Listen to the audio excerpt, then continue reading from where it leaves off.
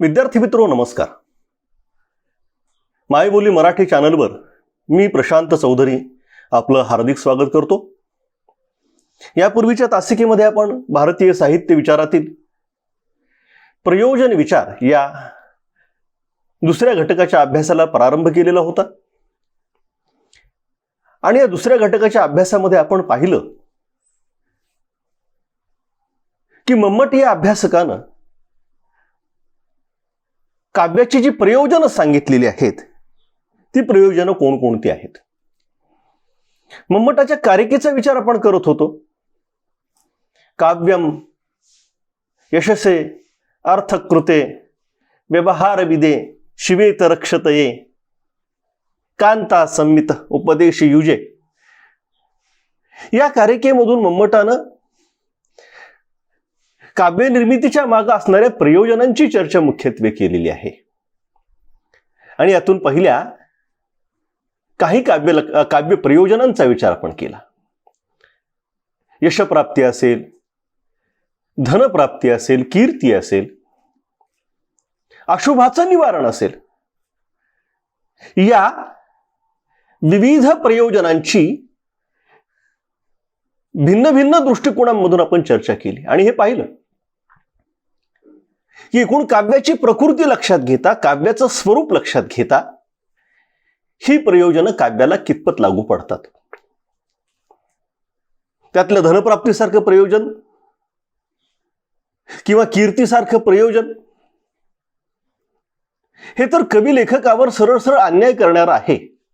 त्याच्या धारणांवर, त्याच्या निष्ठांवर, त्याच्या श्रद्धांवर याचीही चर्चा आपण केली आणि अशुभ निवारणासारख्या प्रयोजनामधून आपण हेही पाहिलं की त्या काळातील सामाजिक रचनेप्रमाणे, सामाजिक दृष्टिकोनांप्रमाणे मम्मटानं अशुभाचं निवारण हे काव्याचं प्रयोजन कसं म्हणून सांगितलेलं आहे. मित्रहो, आजच्या तासिकेमध्ये या कारिकेतील शेवटच्या 2 प्रयोजनांचा विचार आपल्याला मुख्यत्वे करायचं आहे. आणि 2 प्रयोजनं कोणती आहेत?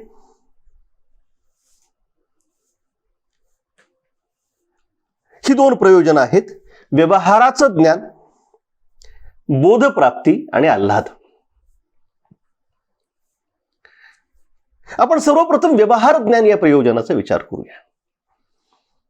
मम्मटानं व्यवहार ज्ञान हे प्रयोजन सांगत असताना त्याच्या समोर सुरुवातीला राजदरबारातील व्यवहार इतकाच एक सीमित मर्यादित अर्थ होता असं साधारणतः दिसतं. राजव्यवहाराचं ज्ञान ज्यातनं होतं त्याला व्यवहार ज्ञान असा सुरुवातीचा हा एक मर्यादित अर्थ होता. पण जेव्हा व्यापक अर्थानं आपण विचार करतो, व्यापक अर्थानं म्हणजे काय? व्यापक अर्थानं म्हणजे जसं लोकधर्मी भावना नाट्यधर्मी बनतात, लोकधर्मी भावना नाट्यधर्मी बनतात, हे जसं घडतं, जसं लोकधर्मीचं नाट्यधर्मीमध्ये रूपांतर होतं तद्वत त्याप्रमाणे राजव्यवहाराचं रूपांतर लोकव्यवहारामध्ये होऊ शकतं. आणि या व्यापक अर्थानं जेव्हा या प्रयोजनातील अर्थपूर्णता शोधण्याचा आपण प्रयत्न करतो तेव्हा असं लक्षात येतं की शेवटी कवी, एखादा लेखक त्याच्या वाङ्मय कृतीमधून काय सांगण्याचा प्रयत्न करत असतो? कवी किंवा लेखक त्याच्या साहित्य कृतीमधून त्याचा जीवनानुभव तो वाचकांपर्यंत पोहोचवण्याचा प्रयत्न करत असतो. कवी कलावंतानं जे जग पाहिलेलं असतं, कवीच्या बाबतीमध्ये जी उक्ती नेहमी म्हटली जाते आणि ज्याचा उल्लेख वारंवार यापूर्वी मी केलेला आहे, जे न देखे रवी ते देखे कवी, म्हणजे काय? आपल्या प्रतिभेच्या द्वारा अत्यंत गूढ अशा गोष्टींचा अन्वयार्थ लावण्याचा प्रयत्न प्रतिभाशाली लेखक करत असतो.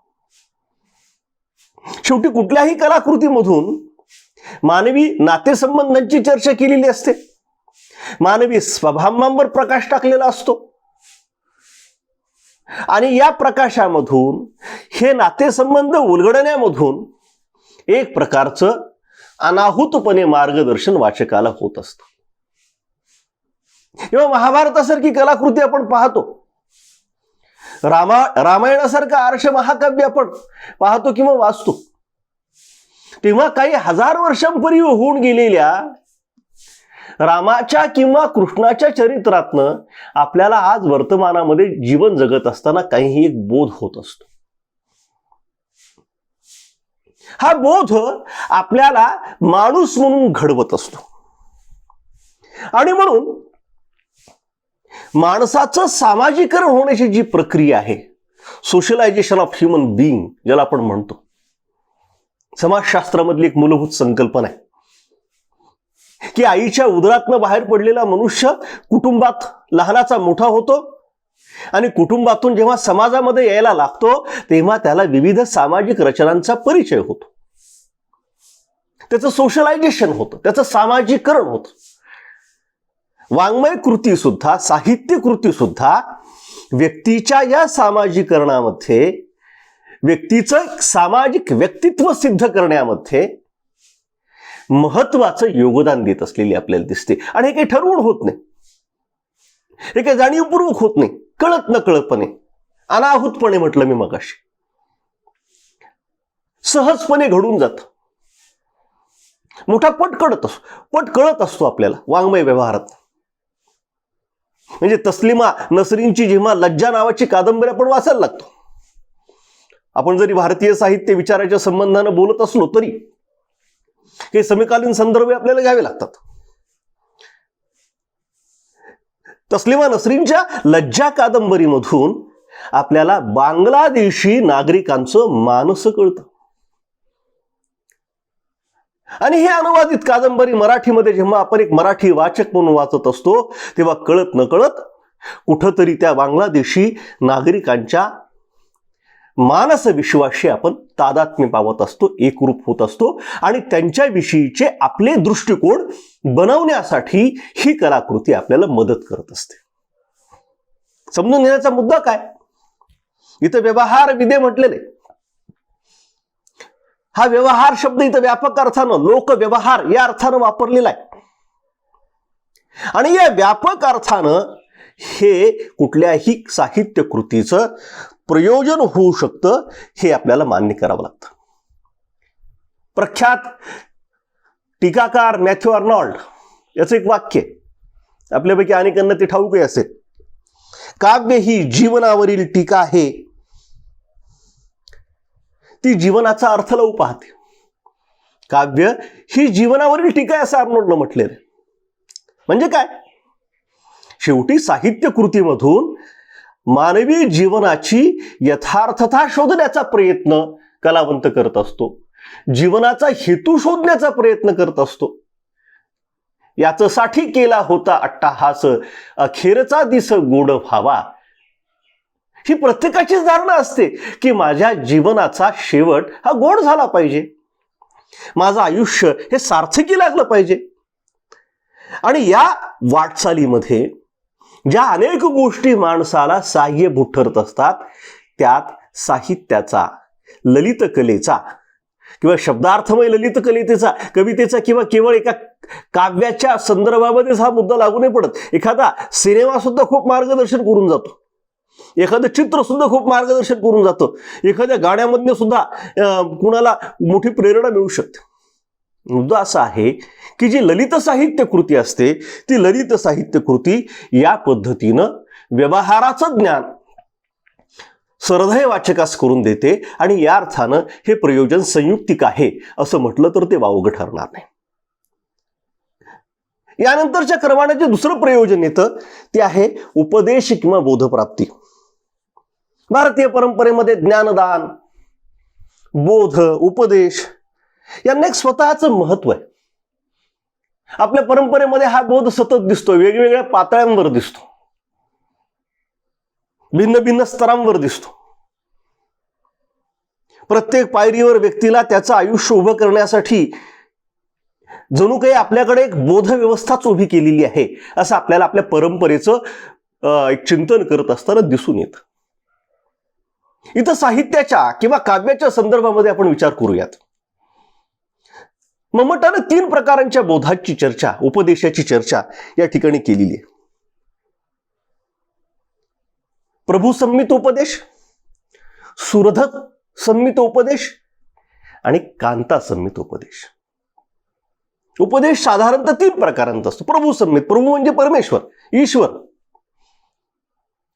ती ईश्वराज्ञा असते.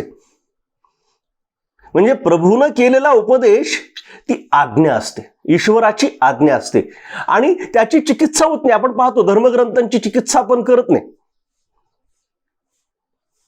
19व्या-20व्या शतकामध्ये ही चिकित्सा मोठ्या प्रमाणामध्ये झाली. त्यातनं वेगवेगळ्या सामाजिक, राजकीय, सांस्कृतिक परिवर्तनांचा एक विषय पुढे आला. तो आपला चर्चेचा मुद्दा नाही इथं. म्हणजे धर्मग्रंथांची चिकित्सा करावी की करू नये हा एक वेगळा चर्चेचा मुद्दा आहे. इथं फक्त एक तात्विक अंगाने आपण मुद्दा लक्षात घेतोय की उपदेश 3 प्रकारांचा आहे. एक प्रभूसंमित उपदेश जो धर्माज्ञेच्या स्वरूपातला असतो आणि तो स्वीकारण्याशिवाय गत्यंतर नसतो, पटो अथवा न पटो, इच्छा असो अथवा नसो, ती धर्माज्ञा आहे आणि तिचा स्वीकार हा करावाच लागतो. दुसरा जो उपदेशाचा प्रकार इथं आहे तो सुरध संमित उपदेश. सुरध म्हणजे मित्र, जो आस्थेनं, आपुलकीनं, आत्मीयतेनं आपल्याला काही सांगतो, ही बाबा रे असं करू नकोस, नाही तू असं कर, हे केलंस तर तुझं चांगलं होईल, असं नाहीच केलंस तर तुझं बरं होईल, वगैरे वगैरे. मित्र आपण एकमेकांना सल्ले देत असतो, हा सल्ला असतो. हा क्वचित स्वीकारलाही जातो आणि क्वचित स्वीकारलाही जात नाही. म्हणजे काय, स्वीकारण्याचं किंवा नाकारण्याचं कुठलंही बंधन सुरध संमित उपदेशामध्ये नसतं आणि म्हणून या उपदेशाची ही मर्यादा आहे. तिसरा जो प्रकार उपदेशाचा किंवा बोधाचा मम्मट सांगतो तो आहे कांता संमित उपदेश. सुरुवातीला प्रस्तावनेमध्ये मी सांगितले की कांता म्हणजे पत्नी, भार्या. मनुष्याच्या जीवनामध्ये, मानवी जीवनामध्ये पती पत्नी असं एक नातं आहे की ज्या नात्याचं स्वतःच असं एक विलोभनीय महत्व आहे. या नात्यातनं सृष्टीचक्र तर गतिमान होतच, परंतु त्यातूनही अनेक वेगवेगळे भावबंधही स्थापित होतात. या नात्याचे स्वतःचे असे काही आयाम आहेत. या नात्यामध्ये निरनिराळ्या भावना गुंतलेल्या आहेत आणि मोठे विलक्षण असं हे नातं असतं.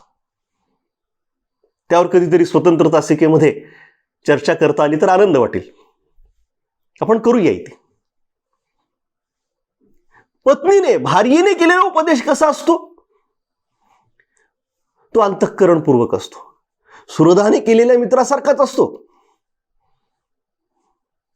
परंतु त्याही पेक्षा एक वरची अवस्था कांतेच्या उपदेशामध्ये असते. हृदयाचा ठाव घेऊन, अंतःकरणाचा ठाव घेऊन आपल्या मनातलं गुपित पत्नी आपल्या पतीच्या हृदयामध्ये पेरत असते. आपण शेतकरी आहोत, पेरणं ही क्रिया आपल्याला माहिती आहे. तिथं धसमुसळेपणा चालत नाही. जमिनीच्या हृदयामध्ये जरी फाळ घालायचा असला नांगराचा तरी शेतकरी आईच्या ममतेने तो घालत असतो. म्हणजे चाकू एखादा गुन्हेगारही चालवतो आणि एखादा शल्य चिकित्सकही चालवतो. दोघांच्याही सुरी चालवण्यामध्ये अंतर असतं. शल्य चिकित्सक जी सुरी चालवतो त्यातनं जीवन उभं राहतं आणि एखादा गुन्हेगार सुरी चालवतो त्यातनं जीवन संपतं. भार्या ही सुद्धा एक सुरीच असते, परंतु ती त्या व्यक्तीसाठी हवीशी अशी सुरी असते. लक्षात घ्या, भार्येनं केलेला हा उपदेश हा स्वीकारार्ह असतो, स्वीकारण्यायोग्य असतो, किंबहुना तो स्वीकारलाच जातो. दुसरा पर्याय नसतो तिथं काही. विद्यार्थी मित्र हो, आता मी हे जे काही तुम्हाला बोलतोय याचा प्रत्यक्ष अनुभव येण्यासाठी तुम्हाला आणखीन काही काळ जावा लागेल. ज्यांना हा अनुभव आहे त्यांना मी काय म्हणतोय ते नक्कीच कळत असेल. म्हणजे अगदी सुरुवातीलाच म्हटलं की भारतीय साहित्य परंपरा अत्यंत रसिक आहे. भारतीय साहित्य परंपरेतले हे जे मीमांसक आहेत, दार्शनिक आहेत, हे जीवनातील यथार्थतेचा परिपूर्ण अभ्यास करणारे असे मीमांसक आणि अभ्यासक आहेत. आणि म्हणून साहित्याचं, काव्याचं स्वरूप लक्षात घेऊन, काव्याची प्रकृती लक्षात घेऊन हा विषय या ठिकाणी ते मांडतात. आणि उपदेश कसा असला पाहिजे तर कांतेने केलेल्या उपदेशासारखा अत्यंत सरधय असा उपदेश असला पाहिजे. आपण काव्य लक्षणांमध्ये पाहिलं, वक्रोक्तीसारखं काव्य लक्षण पाहिलं, आणि त्या वक्रोक्तीसारख्या काव्य लक्षणाच्या अभ्यासातनं हा मुद्दा आपल्या लक्षामध्ये आला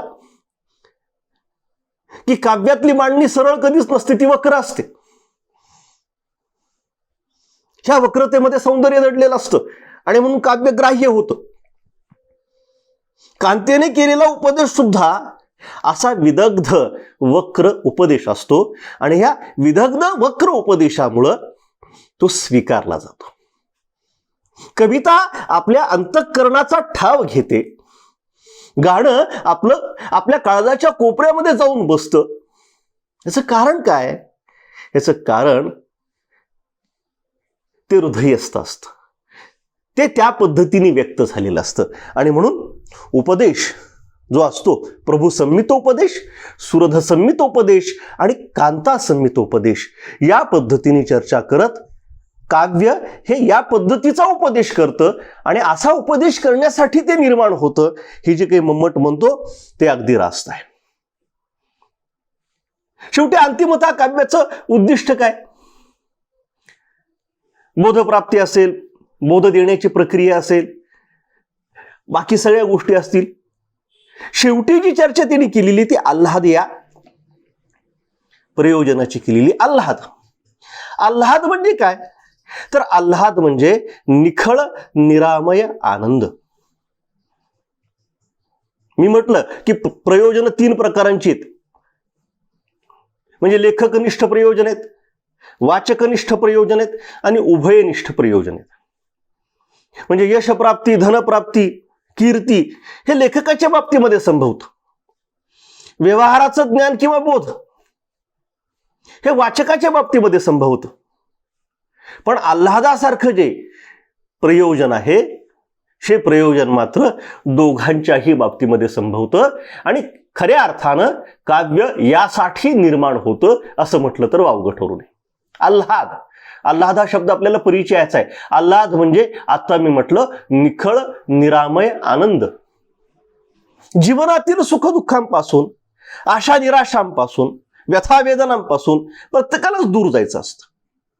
हे जीवन आनंददायी व्हावं असं प्रत्येकाला वाटतं. ते कवी लेखकालाही वाटतं आणि तुमच्या माझ्यासारख्या रसिकांनाही वाटतं. लेखक जे सांगत असतो, त्याला जे सांगायचं असतं, ती त्याची एक आंतरिक गरज असते. तुकोबांच्या ओवीचा उल्लेख सुरुवातीला मी केला, अभंगाचा उल्लेख सुरुवातीला मी केला. अंतरीचे धावे स्वभावे बाहेरी, जे आत निर्माण होतं, हृदयामध्ये निर्माण होतं, जी सल असते, जी एक बोचणी असते, ते सांगणं त्याच्यासाठी एक अपरिहार्य असतं.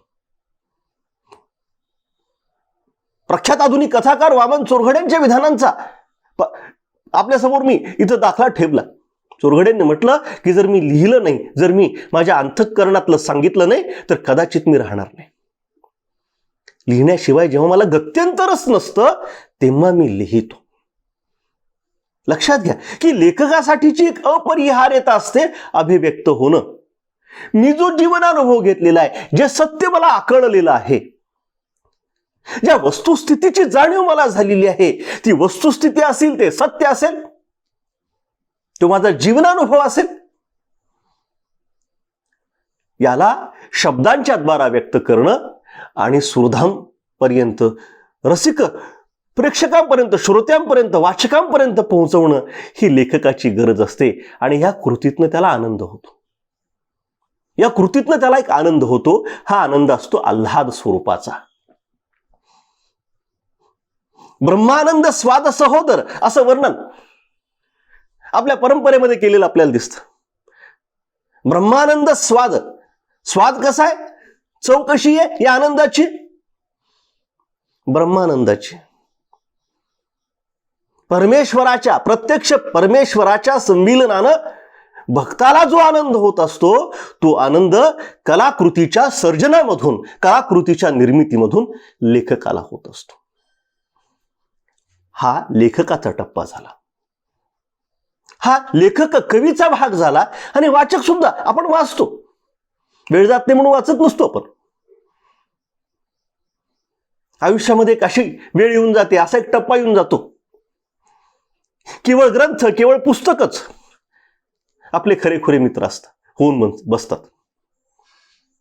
आयुष्यामधले सगळे नातेसंबंध आपल्याला जाणवायला लागतात की फोल आहेत, खोटे आहेत, फसवेत, मतलबी आहेत, स्वार्थी आहेत. आणि ही पुस्तकच अशी आहेत फक्त, हे साहित्यच असं आहे फक्त जे मला आयुष्यामध्ये उभं करू शकतं. अनेक महापुरुषांच्या आत्मचरित्रांचं वाचन जेव्हा आपण करतो तेव्हा लक्षामध्ये येतं आपल्याला, त्याच्यात त्यांनी उल्लेख करून ठेवलेला असतो की अमुक तमुक कुठलं तरी पुस्तक मी वाचलं. बुद्धचरित्र बाबासाहेबांनी लहानपणीच वाचलं आणि त्या बुद्धचरित्राच्या एका स्वाभाविक प्रेरणेमधून नंतरचे महामानव बाबासाहेब घडले. लक्षात घ्या की जगण्यासाठी, जीवनातला संघर्ष करण्यासाठी, शेवटी प्रत्येक व्यक्तीचा एक अस्तित्वासाठीचा संघर्ष असतो, स्ट्रगल ऑफ एक्झिस्टन्स ज्याला म्हटलं जातं. हा अस्तित्वासाठीचा संघर्ष, स्वतःला सिद्ध करण्यासाठीचा संघर्ष जो प्रत्येक व्यक्ती तिच्या आयुष्यामध्ये लढत असते, त्या संघर्षासाठी कुठंतरी साहित्य कृती त्याला मदत करते. त्याच्या आयुष्यातले एक विरळ प्रसंग, काही खास क्षण ती कलाकृती त्याला देत असते. कधी कधी आपण पाहतो उन्हाळ्याच्या सुट्ट्यामध्ये किंवा प्रवासामध्ये आपण बसलेलो असतो, हातामध्ये पुस्तक असतं, पु ल देशपांडेंची एखादी कथा आपण घेतली असते हातामध्ये, नारायण वाचत असतो. वाचत वाचतच आपण हसत असतो आणि हसत हसतच आपण रडतही असतो. शेवटी साहित्य कृतीमध्ये, ललित कृतीमध्ये आपण आपल्याला शोधण्याचा प्रयत्न करत असतो. आपण सिनेमामध्ये एकरूप होऊन जातो. का होतो? पडद्यावरचे ते नायक नायिका कुठंतरी आपण होऊन जातो. त्या नायकामध्ये मी माझ्या स्वतःला पाहत असतो, त्या नायिकेमध्ये कुणीतरी स्वतःला पाहत असतो. एक प्रकारची तादात्म्यता, एक प्रकारची एकरूपता कलाकृतीशी स्थापित होते आणि त्यातून एक निखळ उत्कट पातळीवरचा, ज्याचं वर्णन ब्रह्मानंदाचा सहोदर म्हणजे त्याच्याच उदरातनं जन्माला आलेला, एकाच उदरातनं जन्माला जे आलेले असतात, एकाच आईच्या पोटातनं जे जन्माला आलेले असतात त्यांना सहोदर, उदर म्हणजे पोट असं म्हटलं जातं. साहित्य कृतीतून मग तिची निर्मिती असेल किंवा तिचं आस्वादन असेल, या दोन्ही क्रियातून होणारा जो आनंद असतो हा ब्रह्मानंदासारखा, त्या ताकदीचा, त्या योग्यतेचा, त्या क्षमतेचा आहे, अशी मांडणी या ठिकाणी केलेली दिसते. आणि खरंच साहित्य कृतीचं एक श्रेष्ठ प्रयोजन असलेलं आपल्याला दिसतं. विद्यार्थी मित्रो, आतापर्यंतच्या सगळ्या विवेचनामध्ये मम्मटाची ही कारिका समोर ठेवून यशप्राप्तीपासून, अर्थप्राप्तीपासून ते आल्हादापर्यंतच्या वेगवेगळ्या भिन्न भिन्न प्रयोजनांची चर्चा आपण केली. यातील काही प्रयोजन ही आजकाल बाह्य झालेली असं आपल्याला वाटतं, परंतु त्या काळाच्या संदर्भामध्ये जेव्हा आपण विचार करायला लागतो तेव्हा त्यातून तर्क आपल्याला समजायला लागतो. आणि मग व्यवहार ज्ञानासारखं प्रयोजन असेल किंवा आल्हादासारखं प्रयोजन असेल, याची कालसापेक्षता आणि सार्वकालिकता ही आपल्याला प्रत्ययास यायला लागते. हे मोठेपण मम्मटाच्या या कारिकेचं आहे असं आपल्याला साधारणतः दिसतं. भारतीय साहित्य परंपरेमध्ये मम्मटाचा हा प्रयोजन विचार मूलभूत स्वरूपाचा मानला जातो. याही व्यतिरिक्त काही प्रयोजनांची चर्चा आपल्या भारतीय परंपरेमध्ये झालेली दिसते. ती या तुलनेनं विशेष महत्त्वाची जरी नसली तरी अभ्यास घटकाचा भाग म्हणून त्याचा उल्लेख करण्याची आवश्यकता आहे. आणि म्हणून प्रयोजन विचार हे आपल्या दुसऱ्या घटकाच्या समारोपाच्या नंतरच्या तासिकेमध्ये आपण उर्वरित काही प्रयोजनविषयक मतांची चर्चा करून या घटकाचा समारोप करणार आहोत. तुर्तास आजची ही तासिका आपला जर भावली असेल तर आपण नेहमीप्रमाणे मला या व्हिडिओला माझ्या लाईक करावं, चॅनल सबस्क्राईब केलं नसेल तर ते करावं आणि अनेकांपर्यंत हा व्हिडिओ पोहोचवावा अशी एक आग्रहाची विनंती करून आजची तासिका संपवतो. धन्यवाद.